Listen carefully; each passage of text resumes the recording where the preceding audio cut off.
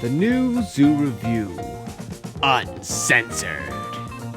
Written by Trev358. A hilarious, potentially disturbing parody of the classic 1970s children's program, New Zoo Revue.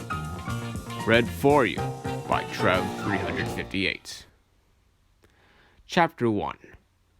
'Twas another glorious sunny afternoon in the new Zoo Revue neighborhood. Doug, the nerdy porn-mustache-wearing beta man, and his lover, the sexy, promiscuous, short-skirt-wearing Emmy Jo, were performing a rather corny, condescending ditty about the importance of sharing and friendship. Their animal neighbors, Freddy the Frog, Charlie the Owl, and Henrietta Hippo, were dancing and singing along. Now, in regards to the song's lyrics, I could share them with you, but I choose not to.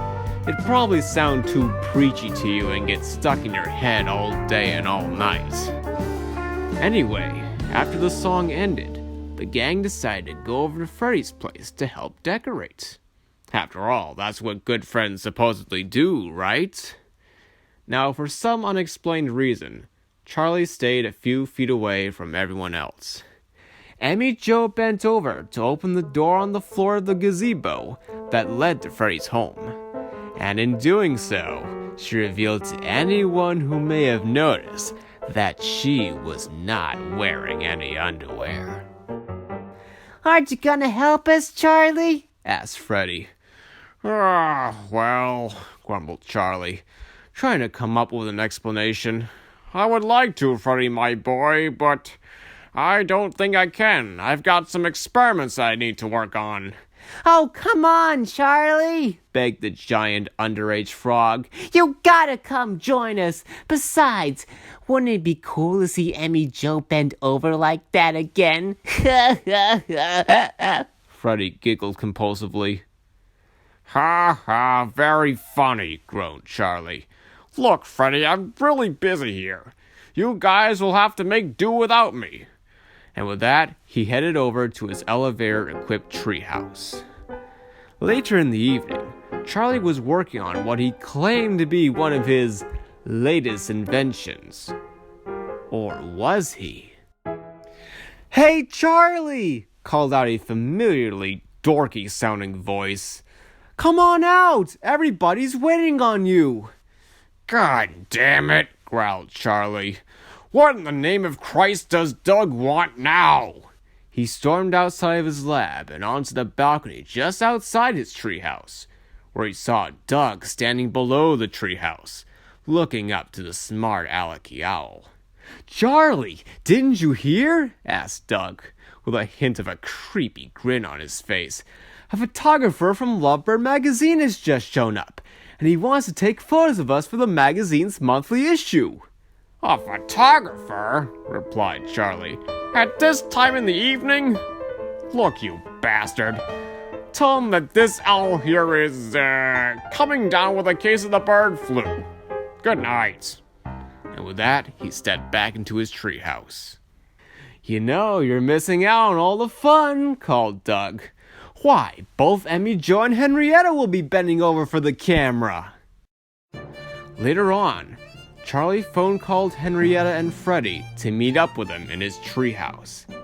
When they both arrived, Charlie sat them down for a very serious meeting.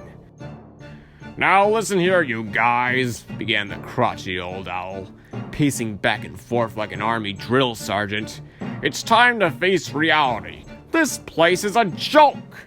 All day and all night, these two scumbags of human beings hold us all hostage, forcing us to sing and dance to all these ridiculous, cheesy as hell songs.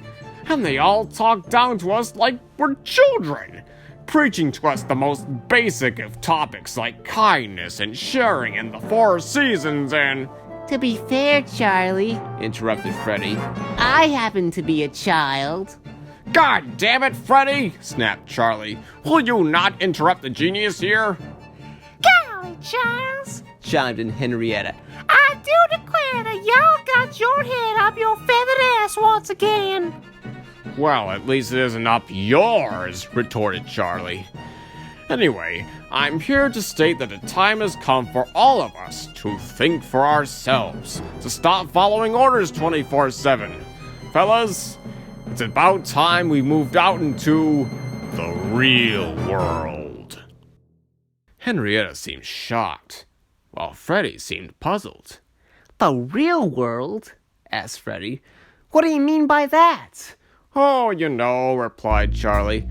Anywhere outside this hellhole. A place where you get to fend for yourself, make your own decisions, challenge yourself, not give a damn about what others think. For the love of God, Charles! Cried Henrietta. Y'all can't be serious. Venturing off to a part of civilization where there are no rules to follow, no manners or decency?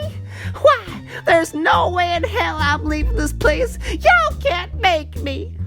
Can't you see how messed up Doug and Emmy Joe really are? Insisted Charlie.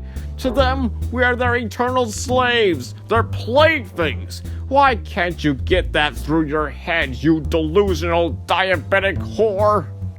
Why, I've never been so insulted on my forward days, pouted Henrietta.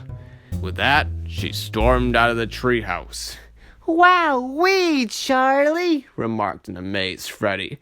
Venturing off into the real world? That sure sounds exciting. I'd be delighted to go with you.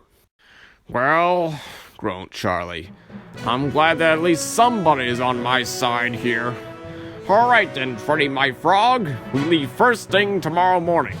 So make sure you pack up everything you're gonna need. It's going to be a long, tough road ahead of us.